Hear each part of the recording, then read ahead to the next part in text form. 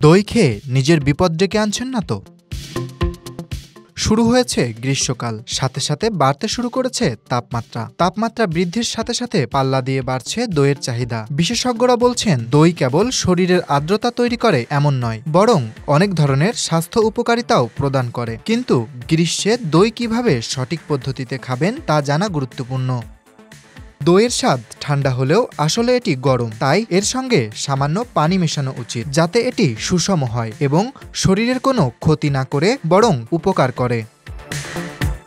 মানুষ সাধারণত চিনি দিয়ে দই খায়, কেউ কেউ জিরা গুঁড়ো দিয়েও দই খায়। এছাড়া লবণ দিয়ে দই খাওয়া মানুষের সংখ্যাও কম নয়। কিন্তু লবণাক্ত দই স্বাস্থ্যের জন্য ক্ষতিকর হতে পারে। এছাড়া দই কখনোই গরম খাওয়া উচিত নয়। প্রায়শই সরাসরি দই খেলে ত্বকের সমস্যা হতে পারে, পাচনতন্ত্রের ব্যাঘাত ঘটতে পারে এবং শরীরের তাপমাত্রা বৃদ্ধি পেতে পারে।